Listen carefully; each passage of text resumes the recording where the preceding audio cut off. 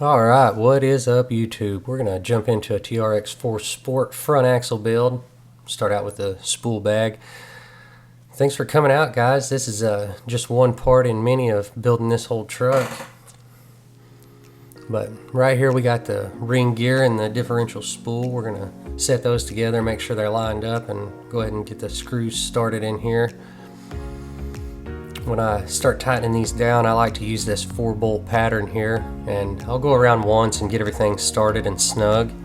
Come around a second time and go around in the same pattern again, and then come around a third time for a complete tightening down. You may also go ahead and put a dot of Loctite on those screws. I didn't do that, I'm not sure why, but it wouldn't be a bad idea. Next up, we want to take a 10 by 15 by 4 millimeter bearing to go on the ring gear side. Then we'll take a 7 by 14 by 5 millimeter bearing to go on the spool side of that. We'll go ahead and pop open the front axle bag and grab this differential plug to start here. You can see the hole right there we're going for. Turn around on the inside and drop that on in there. I like to take a little Allen key or something, push it on through.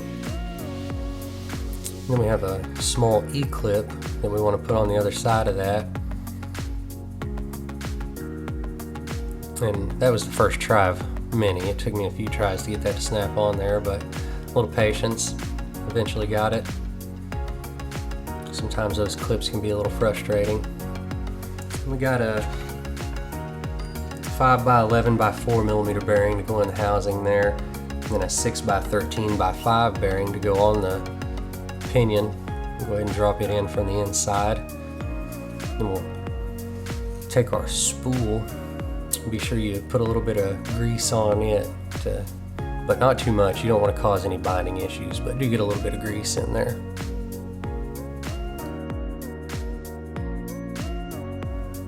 And give it a nice little turn, make sure it's working. Next up, we'll go ahead and slip the cover on. We got 4 2.5 by 16 millimeter cap head screws. Get those 4 in there to hold the cover and the spool in place.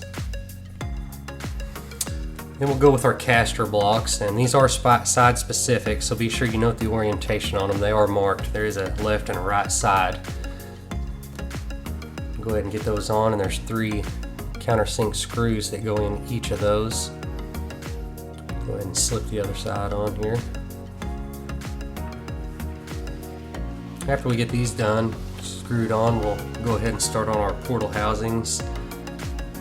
On the rear cover, we got a 6 by 12 by 4 bearing that will snap in that housing, and then on the front housing we got a 6 by 13 by 5 and a 4 by 10 by 4 over that top there. Then we'll start with our portal input gear assembly. Take the portal input gear and a CV cross pin. Go ahead and slide it in the shaft there.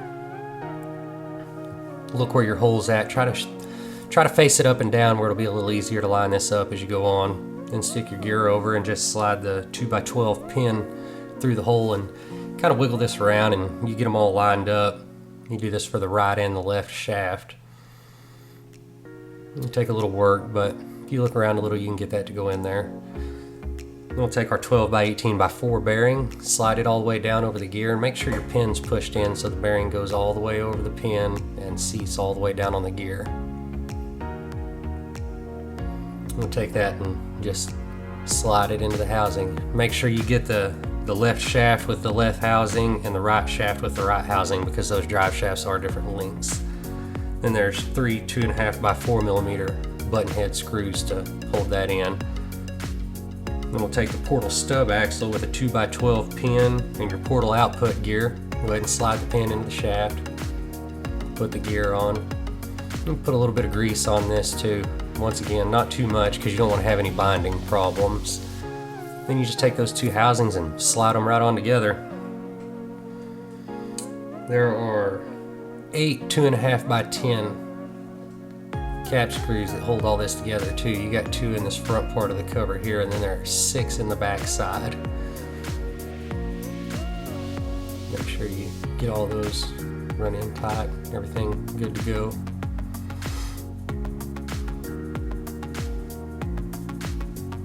Next up's a couple kingpin bushings and 2 3x12mm button head screws.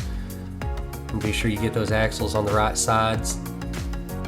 Go ahead and slide that in there. You may have to give your stub axle just a little twist to get that to line up, and then it'll slide right in there. I got the bushing on the screw as I'm setting it in there. And then go ahead and just tighten those down after you get them started.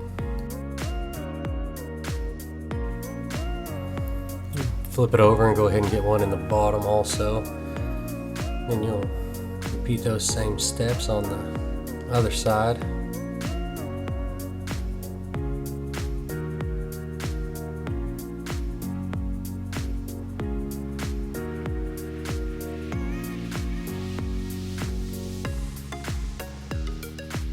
Kind of same deal here. You set your portal box up and twist your axle a little, get that drop in the rest of the way.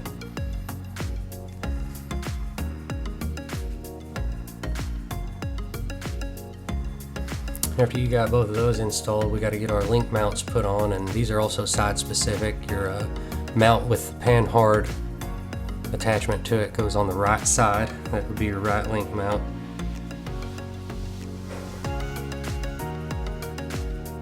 Two 2.5x10 cap screws in each of those. And then after you get those put on, you kind of finish the last little bit up with some wheel hexes and the pins that go in those. If you guys enjoyed the video, be sure and give that thumbs up, subscribe to catch the rest of the build, because I'm going to do every part to all of this. If you haven't seen the ones that already came out, go back and watch those, and there'll be more coming out also. But we'll go through the whole build and get it all done. Like I said, don't forget to hit that like, subscribe. If you got any questions about any of this, hit up those comments, Be happy to answer any questions, or just tell me something about your build or anything. But that's what I got for today, guys, is get that wheel hex put on and running those pins in those, tightening those down. So that was the front axle build on the TRX-4 Sport unassembled kit build. Thanks for watching, guys.